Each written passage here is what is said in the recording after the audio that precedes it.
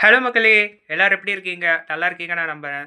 So நம்ம வந்து அடுத்த டீம் பத்தி நம்ம பேச போறோம். That is Rajasthan Royals.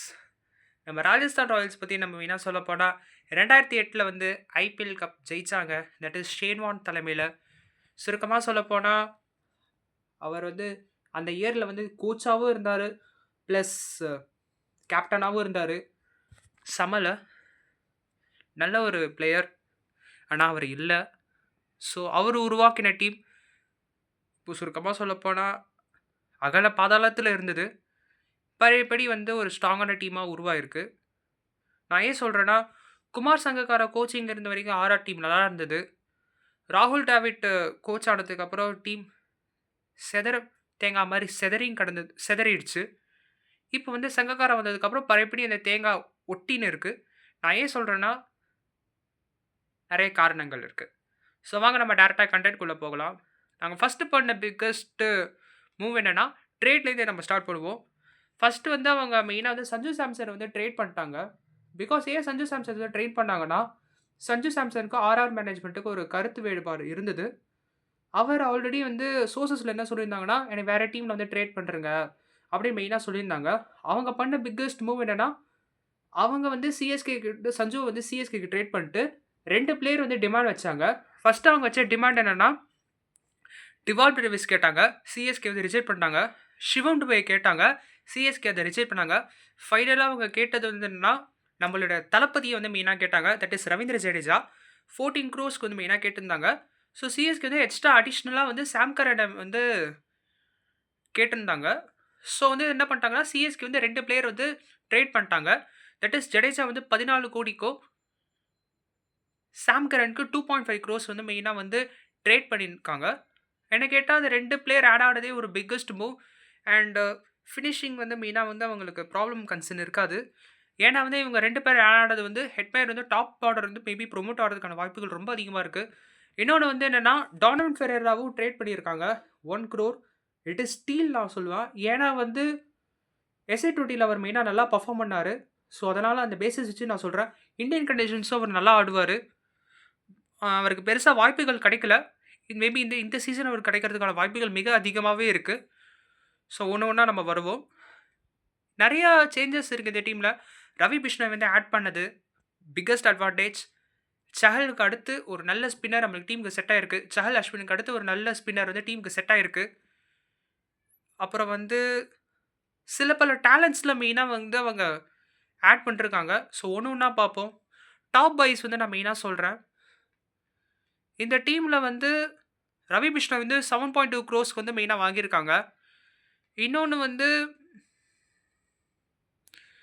Adam Milne வந்து 2.4 க்ரோர்ஸ்க்கு வந்து வாங்கியிருக்காங்க. என்ன கேட்டா ஆடம் மில்னே வாங்கினது பிக்கஸ்ட் அட்வான்டேஜ் நான் சொல்லுவேன். ஏன்னா வந்து எஸ்ஏ20ல சன்ரைஸ் ஈஸ்ட் கேப்டவுன்ல வந்து நல்லா பவுலிங் போட்டிருந்தாரு. With Anrich நார்கியா. ஆண்ட்ரிச் நார்கியாவும் நல்லா பவுலிங் போட்டிருந்தாரு. பிளஸ் ஆடம் மில்னேவும் நல்லா பவுலிங் போட்டிருந்தாங்க. என்ன கேட்கும்போது ஆடம் மில்னே ஃபார்மும் நல்லா தான் இருக்கு. அண்ட் இன்னொன்னு வந்து என்னன்னா, ரவி சிங்னு ஒருத்தர் வாங்கியிருக்காங்க. 95 லேக்ஸ். அண்ட் சுஷாந்த் மிஸ்ரான்னு ஒரு பிளேயர் வாங்கியிருக்காங்க. That is 90 lakhs. ஸோ இது எனக்கு தெரிஞ்சு ஆர்ஆர் பண்ணதில் சில பல ஸ்மார்ட் பைஸில் வாங்கியிருக்காங்க. ஸோ நம்ம ஒன்று ஒன்றா நம்ம ஸ்டார்ட் பண்ணுவோம். ஃபஸ்ட்டு வந்து ஸ்ட்ரென்த் நம்ம என்ன சொல்ல போகிறேன், வேர்ல்ட் கிளாஸ் ஆல்ரவுண்டர்ஸ் வந்து இந்த டீமில் இருக்காங்க. That is Ravindra Jadeja and Sam Curran. ஏன் வந்து ரவீந்திர ஜடேஜா வந்து வாங்கியிருக்காங்கன்னா, இந்தியன் டீமில் மெயின் ஆல்ரவுண்டர்ஸ் யாருன்னா ஹர்திக் பாண்டியா, சிவம் டுபே, ரவீந்திர ஜடேஜா, இவங்க தான் மெயினாக ஆல்ரவுண்டர்ஸ் இருக்காங்க. T20 ஃபார்மேட்டில் நான் சொல்கிறேன். ஓவரால் ஃபார்மேட்டில் சொல்ல நான் T20 ஃபார்மேட்டில் சொல்கிறேன். சிவம் துபே வந்து it's not like not too much allrounder. But இப்போ ரீசெண்டாக ஒரு நல்ல பவுலிங் போடுறதுனால ஒரு மெயின் ஆல்ரவுண்டர் தான். எந்த டவுட்டும் இல்லை. தயவு செஞ்சு இதுக்கு வாக்குவாதம்லாம் வராதிங்க. உண்மையான ரீசன் அதுதான். 3 பிளேயர்ஸ் இருக்காங்க. அதில் வந்து ரவீந்திர ஜடேஜா வந்து மெயின் பவுலர். ஹர்திக் பாண்டியா விட சீனியர் அவர்.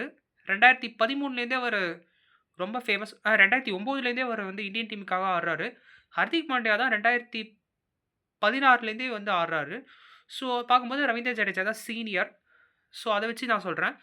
ரவீந்திர ஜடேஜா வந்து ஆட் ஆனது இந்த டீமுக்கு வந்து ஆல்ரவுண்டர் டெப்த்து கொடுக்கும். ப்ளஸ் ஒரு நல்ல ஃபீல்டர் கூட. இன்னொன்று என்னென்னா, அதிவேக பந்துவீச்சு கூட்டணி.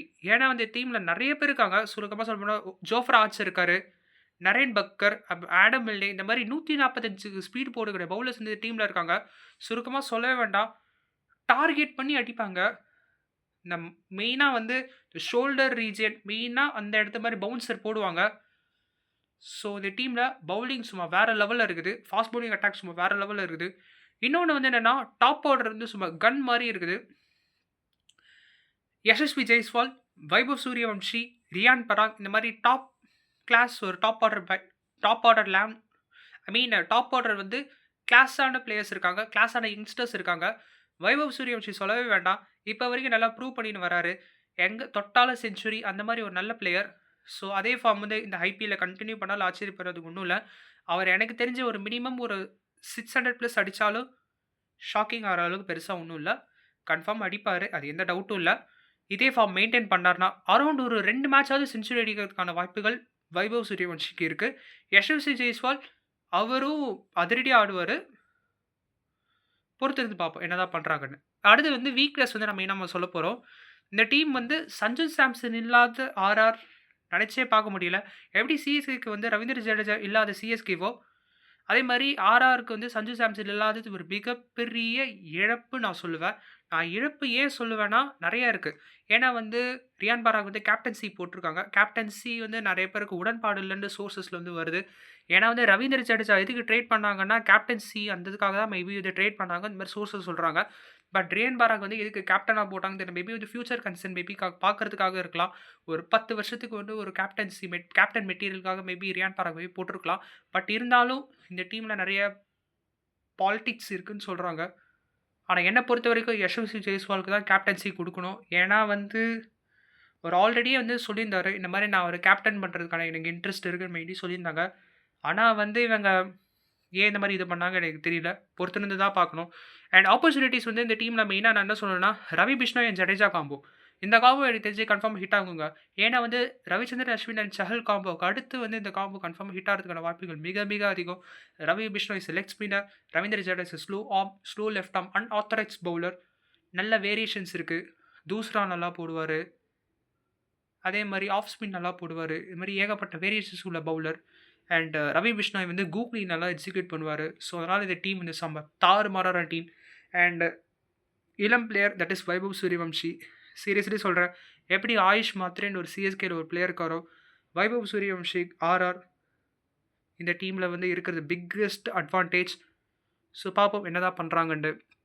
த்ரெட்ஸ் நெறைய பேர் கன்ஃபார்மா த்ரெட்ஸ் இருக்குங்க. இன்ஜுரி கன்சர்ன்ஸ் இந்த டீம்ல நெறைய பேர் இன்ஜுரி கன்சர்ன் இருக்காங்க. ஜோஃப்ரா ஆர்ச்சர், ஆடம் மில்னே, அதுக்கப்புறம் சாம் கரன். இந்த மாரி பிளேயர்ஸ்லாம் இருக்காங்க. இன்ஜுரி ஆகுற பிளேயர்ஸ் தான் இவங்கலாம். நான் ஏன் சொல்றேன்னா, இவங்க வந்து எவ்வளோக்கு எவ்வளோ ப்ரெஷரோட பேட்டிங் கன்சர்ன் பண்றாங்க. அவங்க ஏத்த மாரி நெறைய இன்ஜூரி கன்சர்ன்ஸும் இருக்கும். ஜோஃப்ரா ஆர்ச்சருக்கு சொல்லவே வேண்டாம். ஊறப்பட்ட சர்ஜரி பண்ணிருக்காங்க. சர்ஜரி பண்ணி தான் வந்து அவரு மெயினா வந்து இந்த கிரிக்கெட்டே ஆடுறாரு. திரும்ப இன்ஜுரி ஆச்சுன்னா, சத்தியமா சொல்றேன், தாக்கு பிடிப்பாங்களான்னு தெரியல. பொறுத்திருந்து பார்க்கணும். அதே மாரி விக்கெட் கீப்பிங் கன்ஃபார்மா கொலாப்ஸ்ட் இருக்கு. சஞ்சு சாம்சன் இல்லாத டீம் ஆர்ஆர் என்ன பண்ண போறாங்கன்னு தெரியல. பொறுத்திருந்து தான் பார்க்கணும். எனக்கு தெரிஞ்சு ஃபெரேரா வந்து விக்கெட் கீப்பிங் பண்ண போறாங்களா? இல்ல துருவ் ஜுரேல் வந்து விக்கெட் கீப்பிங் பண்ண போறாங்க. என்ன கேட்டா துருவ் ஜுரேல் தான் விக்கெட் கீப்பிங் பண்ணுவாரு. எந்த டவுட்டும் இல்ல. Because he is the future star. அது எந்த மாற்றமும் இல்ல. ஸோ இருந்தாலும் வந்து என்னோட பிளேயிங் நான் வந்து கன்ஃபார்மா நான் ஆர்ஆருக்கு சொல்றேன். ஃபர்ஸ்ட் வந்து யஷஸ்வி ஜெய்ஸ்வால். செகண்ட் வந்து வைபவ் சூரியவம்ஷி ஆர் டானவன் ஃபெரேரா. நம்பர் 3 வந்து ரியான் பராக். நம்பர் 4 வந்து துருவ் ஜுரேல். நம்பர் 5 வந்து Hetmyer. Number 6 Sam Curran. Number 7 Ravindra Jadeja. Number 8 Ravi Bishnoi. Number 9 வந்து Jofra Archer. Number 10 Sandeep Sharma or Tushar Deshpande. And number 11 it's going to be Nandre Burger or Adam Milne. Impact player வந்து யாருன்னா Shubham Dubey or Kuldeep Sen. பேட்டிங்கு Shubham Dubey and bowling வந்து Kuldeep Sen. So இதுதான் வந்து எனக்கு தெரிஞ்சு ஆர்ஆருக்கான பெஸ்ட் பிளேயிங் 11. அது எந்த மாற்றமும் இல்ல. இன்னொரு முக்கியமா சொல்ல மாட்டேன். நாண்ட்ரே பர்கரும் இருக்கார். நாண்ட்ரே பர்கர் இந்த டீம்ல இருந்தாருன்னா மேபி நல்லாயிருக்கும். ஸோ பார்ப்போம் என்னதான் பண்றாங்கன்ட்டு. ஏன்னா வந்து இந்த டீம்ல வந்து நெறைய கொலாப்ஸ்க்கான வாய்ப்புகளும் இருக்கு. ஷைன் ஆனாங்கன்னா செம்ம ஸ்ட்ராங்கான டீம். ஷைன் ஆகாம இருந்தாங்கன்னா வழக்கம் போல் கொலாப்ஸ் ஆகிற டீம். ஏன்னா கேப்டன்சி கன்ஃபார்ம் ப்ரெஷர் இருக்குது. ரியான் பராக் கன்ஃபார்மாக கேப்டன்சி ப்ரெஷர் இருக்கும். என்ன பண்ண போகிறாங்கன்னு தெரியல. என்னை கேட்டால் உண்மையாக சொல்லப்போனால் ரவீந்திர ஜடேஜா தான் நீ கேப்டனாக போட்டிருக்கணும். அதுக்கப்புறம் வந்து நீங்கள் யசஸ் விஜய்ஸோட வைஸ் கேப்டனாக போட்டிருக்கணும். ஆனால் இவங்க தப்பு பண்ணிட்டாங்களும் எனக்கு தோணுது. பொறுத்திருந்து பார்ப்போம் என்ன தான் பண்ணுறாங்கன்ட்டு. Maybe am I wrong? சரி, ஓகே, பாய் மக்களே. அடுத்த வீடியோவில் சந்திப்போம்.